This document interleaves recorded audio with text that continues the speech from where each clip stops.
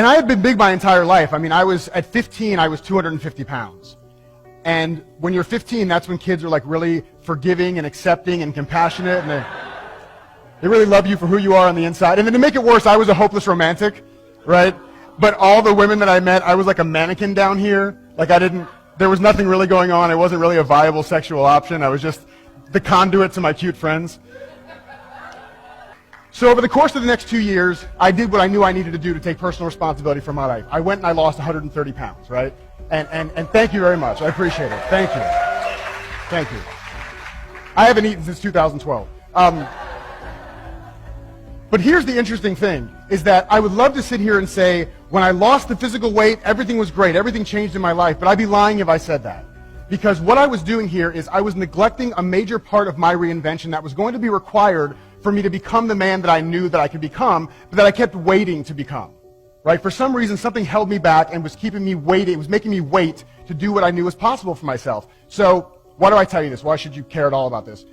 Because I love the theme of belief hacking, because to me, belief hacking is another way to talk about weight loss, right? But not physical weight loss, these other types of weight that I was carrying around in my head and in my heart that were causing me to wait, right?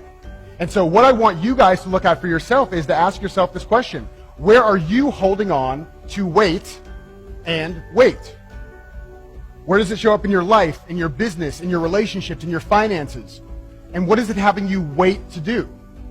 You know, I waited to leave my corporate job because I had combined my self-worth and my net worth. And so without that job, I would have no identity. I waited to get out there and serve people in the world with my coaching because I wasn't sure if I was good enough. Even with all the work that I've done, I waited to write this speech because I was afraid it wouldn't be powerful enough to change your life in 5 minutes. So where does that show up for you? And there's a question that I ask myself anytime I feel this weight coming back onto me, and I use it with my clients all the time, and it's a lot of fun. It immediately puts me into a more creative state, and it's this question: how can I love this moment?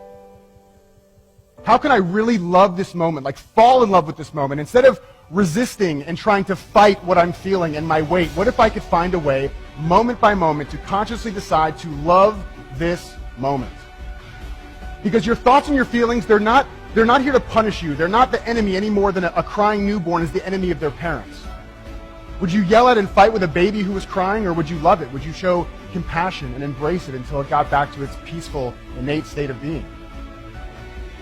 So what I want to share with you today, and what I want to invite you to do as you go about your day, your week, your life, really, no matter what is happening in your world, no matter what you're experiencing, see if there's a way that you can creatively choose to love that moment.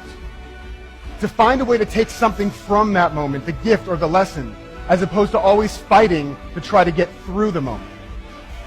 Because when you do that, you really make it effortless and easy for the weight and the weight to melt away.